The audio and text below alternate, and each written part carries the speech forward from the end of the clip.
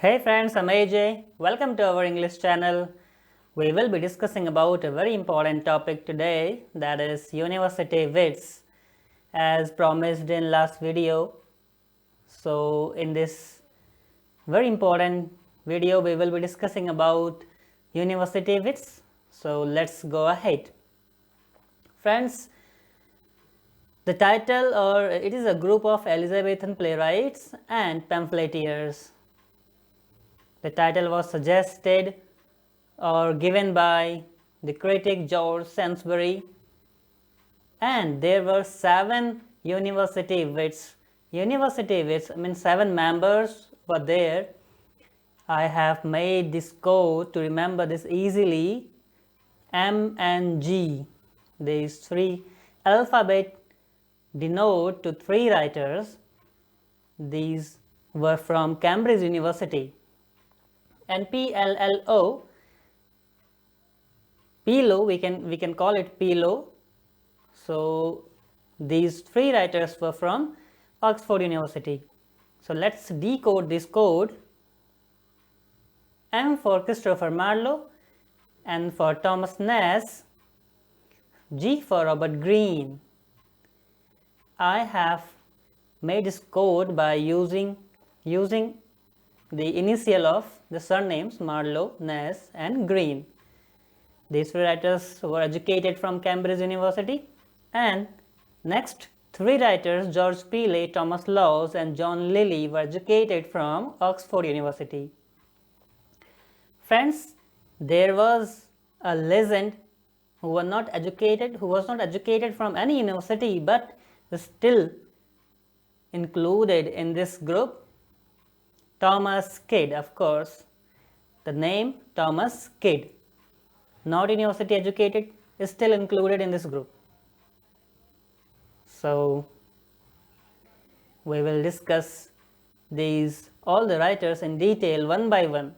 This is Christopher Marlowe, born in 1564 to 1593, early died. Now he was a playwright, poet and translator.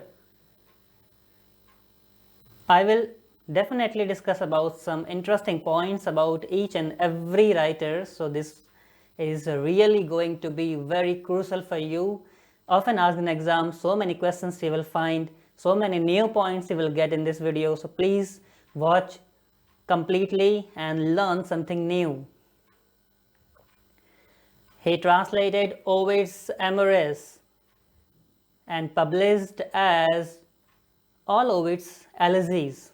So he was a translator, translated Ovid's work. Look at this very important facts. These Ovid's work and published as all Ovid's elegies. Now the second point is, the third point, he also wrote a song, Come Live With Me, or Come Live With Me and Be My Love. What a fascinating title of this song, Come Live With Me and Be My Love. This was published in Passionate Pilgrim.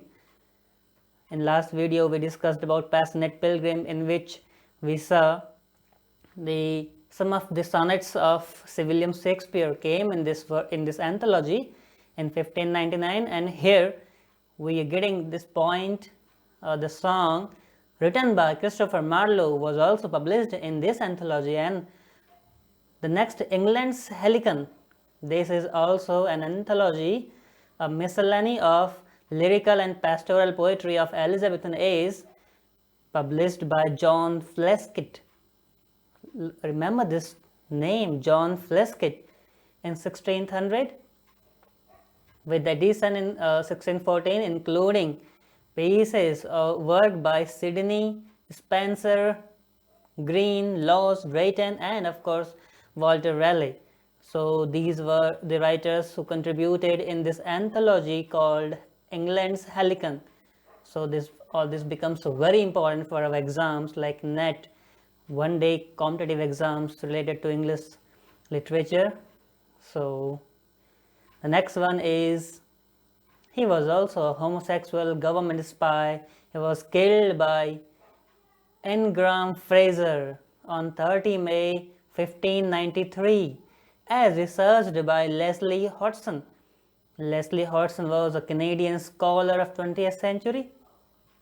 So it can be asked, or this fact can be asked in any exam. Ingram Fraser, remember this name, he killed Marlowe. After his death, George Peele paid tribute to him as Marlowe the Muses, darling for divers. So after his early death, George Peele and I guess some other writers like William Shakespeare also paid tribute to him as Dead Ciphered in his very famous play As You Like It. So William Shakespeare also one of the admirers of Christopher Marlowe. Of course, Ben Jonson referred to Marlowe's mighty lines. Marlowe's works, he called Marlowe's works, or the blank verse used by Christopher Marlowe, he called it as mighty lines, often asked in exams. The next one is Biographers. The Biographers of Christopher Marlowe. David Riggs wrote the biography in 2004 and Park Honan in 2005. I have mentioned some important works of Christopher Marlowe. Tamburlaine came in 1590. The Tragedy of Dido, Queen of Carthage, in collaboration with Thomas Ness. He wrote this work with Thomas Ness, Edward II, the homosexual play, and Dr. Faustus. Dr. Faustus is very important work, came in 1604. We should definitely go in detail. The Jew of Malta, not published until 1633. So these were some facts about Christopher Marlowe, often asked in exams. So let's see further what is there. So Thomas Ness is one of the great writers of University Wits. So talking about pamphleteer, greatest pamphleteer, his hatred of Puritanism. Let's see. His hatred of Puritanism drew him into Martin Marprelate controversy, a very famous controversy, a war of pamphlets during 1588 and 89, attacking in a mocking style on bishops. So let's see the religious pamphlet war, or we can say Martin Marprelate controversy, and he defended Presbyterian system.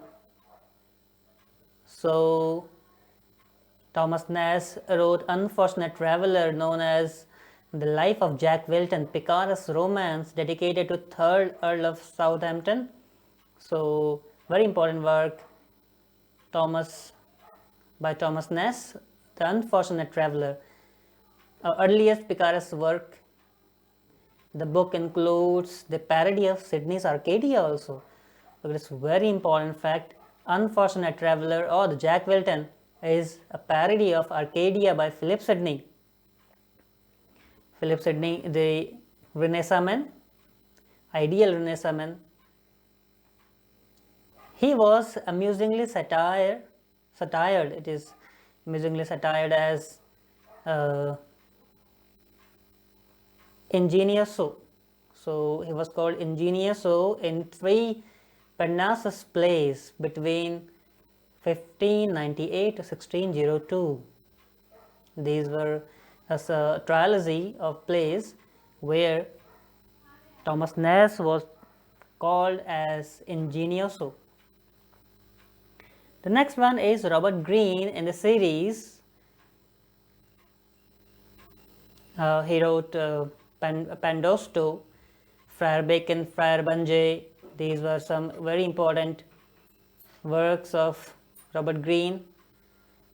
Groat's Worth of Wit. Look at this very important fact. Groat's Worth of Wit attacked on William Shakespeare as upstart crow. The very important fact, often asked in exams. The complete sentence was upstart crow, beautified with our feathers. And also he called William Shakespeare as Johannes factotum.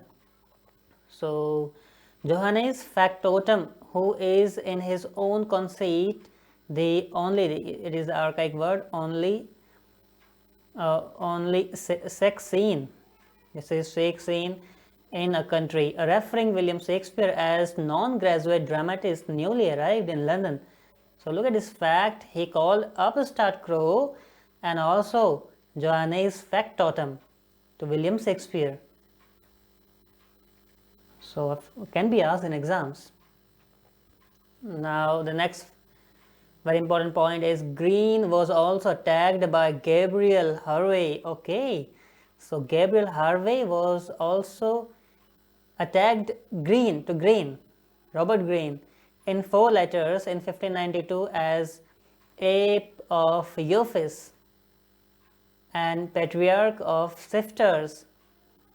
So Robert Greene was also attacked or satirized by Gabriel Harvey.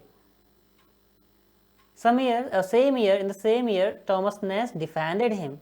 In Strange News, Thomas Ness wrote this work, Strange News, and saying him that he inherited more virtues than vices.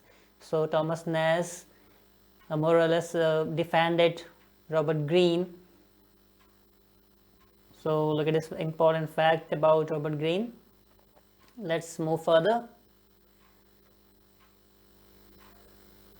Georges Peele.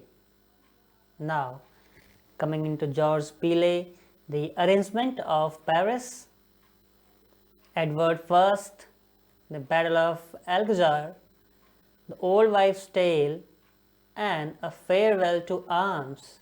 This is a poem, and this title is often asked so many times. This is also novel by a writer. So here Georges Peele wrote the same title, but it is a poem. Next one is John Lilly. John Lilly is known for his very important work, Your Face, The Anatomy of Wit. Look at his title, often asked in exams. Next one is Thomas Lawes. Thomas Lawes is known for Rosalind. He published an anonymous work, Defense of Poetry. Look at this very important fact, Defense of Poetry is a very common title for so many writers like Philip Sidney. The upcoming point, this is the work Defense of Poetry is by Thomas Lawes. It's a reply to Stephen Gosson's School of Abuse, where Stephen Gosson said so many things. Poetry is the mother of lies is a very famous quote of Stephen Gosson in the School of Abuses, but it was definitely defended by Philip Sidney later on as a defense of poetry, an apology for poetry by Philip Sidney in response to Stephen Gosson's School of Abuse. And in the Romantic Age, we see the same title by P.B. Shelley, Defense of Poetry, against T.L. Peacock, 4 Ages of Poetry we see in Romantic Age. And here 2 titles with same name, Defense of Poetry by Thomas Lawes in reply to Stephen Gosson and Philip Sidney. Okay, the next one is Thomas Kidd. Thomas Kidd, not studied in university, but still included in this group, and known for his very important play Spanish Tragedy. Spanish Tragedy came in 1592. Hieronymo is mad again. Very famous quote of this play. He introduced the blood and thunder elements in drama.